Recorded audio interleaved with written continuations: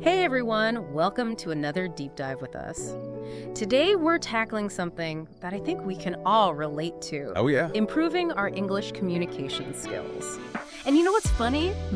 Even as a native English speaker, I find myself thinking, oh, I could be better at this. Right. So we're diving into this guide, Learn English Today, to see what kind of gems we can pull out of it. Awesome. And I think what's so interesting is they start off with, introduce yourself in English. Yeah.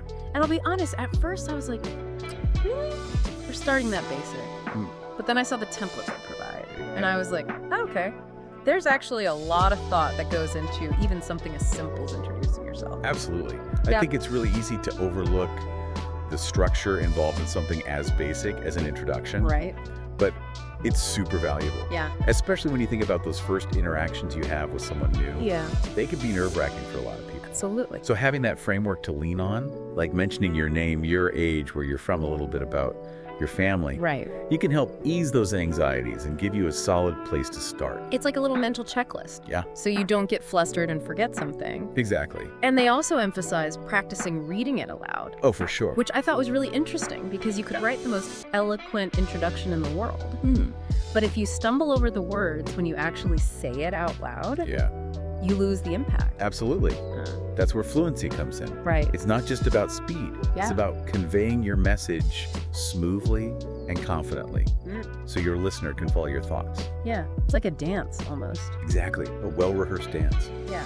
And speaking of keeping the conversation flowing, the guide then moves into common conversations. Okay. And I feel like we've all had those moments where we're just standing there awkwardly trying to make small talk. Oh, yeah, for sure. You know, like, so beautiful weather we're having. Uh-huh. But what I thought was so interesting about this section is that they don't just give you those conversation starters. Yeah. They give you response formulas as well. Oh, that's So, good. for example, if someone asks, where are you from? Yeah. They suggest responding with, I'm from city country. Have you ever been there?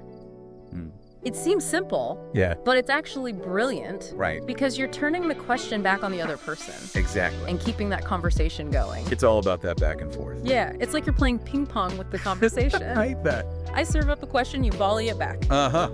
Keep that rally going. Exactly. So let me try it on you. Okay. What do you like to do in your free time? Well, you know, I really enjoy exploring the nuances of language, dissecting research papers, and uncovering those hidden connections between seemingly different ideas. Yeah. How about you? Wow. Okay, you totally aced that. You managed to sneak in your expertise there without making it sound like a lecture. I try. It's definitely better than my usual, just hanging out watching movies, the usual. Right. But I can see what you mean about how these formulas can be personalized to make a conversation more interesting. Absolutely. It's all about finding that balance Yeah. between having a structure to rely on and letting your personality shine through. Okay. Now, this next section is where I think things start to get really good. Oh, wait. They call it engaging questions in English. Mm. And I have a feeling this is where the real magic happens. Yeah.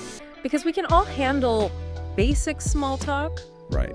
but how do you move beyond that and really connect with someone on a deeper level? That is the question, isn't it? It is. And this section really digs into that. It's about asking questions that spark real curiosity, Yeah. encourage thoughtful answers, and allow you to get a glimpse into someone's passions, values, and aspirations. It's about going beyond the surface level. Exactly. Exploring the richness of human experience. Okay, I'm already hooked. They give some examples that really caught my eye. Like, if you could travel anywhere in the world, where would you go and why?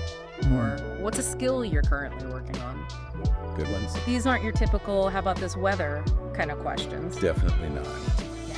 These are questions that invite the other person to share something more personal, Right. something that reveals a bit about who they are and what makes them tick. Yeah. And by sharing those things, Yeah. even with someone you might not know very well, Right.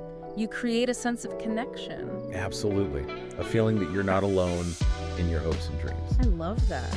You're not alone in your hopes and dreams. How powerful. Yeah, especially in a world where we're constantly bombarded with distractions and superficial interactions. For sure. So it's like you're bypassing all that and going straight to the heart of what makes us human. Exactly. And you know what else they talk about? Active listening. Oh, yeah. That's crucial. Yeah, it seems so important when you're asking these kinds of thought-provoking questions. Absolutely. Active listening is key to any good conversation. Right. But it's especially important when you're trying to connect with someone on a deeper level. It's not just about hearing the words they're saying. Yeah. It's about truly paying attention to their message, Right. both verbal and nonverbal. So picking up on their tone of voice, their facial expressions, their body language. Exactly. All those subtle cues that add context and depth to their words. So it's not just about asking the right questions. It's about creating that space where the other person feels heard and understood. I like that. Creating a space where they feel heard and understood. Yeah. And that makes me think about how often we just jump in Oh, yeah. with our own thoughts and opinions I know. before the other person has even finished speaking. It's so common, though. And it can really derail a conversation. Yeah, because when we do that, we're basically saying that our thoughts and opinions are more important Right. than what the other person has to say. But when we practice active listening, we're showing that we value their perspective and that we're truly interested in what they have to say. So it's like you're setting aside your own agenda and allowing the conversation to just unfold naturally. Exactly. And you never know what kind of insights Right. or unexpected connections might emerge. And I'm curious about this emphasis on practicing these skills in real conversations. Oh, yeah. It's one thing to read about engaging questions and active listening, Right. but it's another thing to actually put them into practice. That's where the real learning happens. Yeah. By stepping outside of our comfort zones and having those real-world interactions. Right. That's how we truly improve our communication skills. And it's not about being perfect Right. or having all the right answers. Yeah. It's about being willing to experiment, to make mistakes, and to learn from those experiences. It's about embracing the messiness of human interaction Exactly. and recognizing that even those awkward silences or those moments where we fumble over our words, Yeah, those can be valuable learning opportunities. absolutely. So instead of trying to avoid them, right? we should just lean into them and see what we can discover. Who knows? Those seemingly awkward moments Yeah. might actually lead to the most unexpected and rewarding connections. Oh my God. It's often in those moments of vulnerability that we create space for genuine human connection. So to recap, we've talked about the importance of crafting even a simple introduction, the art of asking engaging questions that spark curiosity, Yeah, and the power of active listening to create a space for meaningful conversation. absolutely. And it seems like the overarching theme here is that strong communication skills aren't just about mastering a set of techniques. Right. It's about cultivating a mindset of curiosity, Yeah. empathy, and a genuine desire to connect with others. Beautifully said. Yeah. It's about recognizing that communication is more than just an exchange of information. Right. It's a fundamental part of the human experience. It's how we build relationships, share our stories, and create a sense of belonging in the world. And the Learn English Today guide seems to be a great resource Definitely. for anyone looking to improve those skills, Yeah. regardless of their current level of proficiency.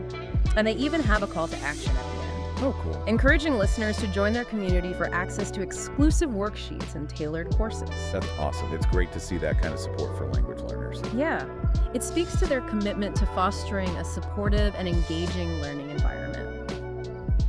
Now, before we wrap up this deep dive, Okay. I'd love to hear your final thoughts. What's the one key takeaway you hope our listeners walk away with today? Ooh, that's a good question. Let me think for a second. It's a tough one. But I think the biggest thing to remember is that language learning, and really communication in general, is a constant journey.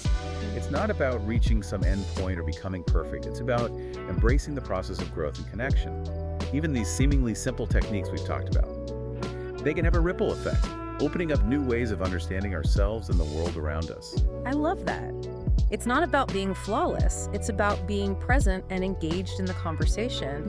And you never know what kind of doors might open or what unexpected connections you might make just by striking up a conversation and being genuinely curious about the other person. Exactly. And sometimes those seemingly small conversations can lead to the most profound shifts in perspective or even spark life-changing opportunities. It's a reminder that we should never underestimate the power of human connection. Well said. So we've talked about crafting introductions, asking engaging questions, and active listening. And it seems like the main takeaway is that being a good communicator isn't just about learning a set of skills, it's also about having the right mindset. You got it. It's about being curious, being empathetic, and genuinely wanting to connect with others. And Learn English Today seems like a fantastic resource for anyone who wants to improve those skills, no matter their current level.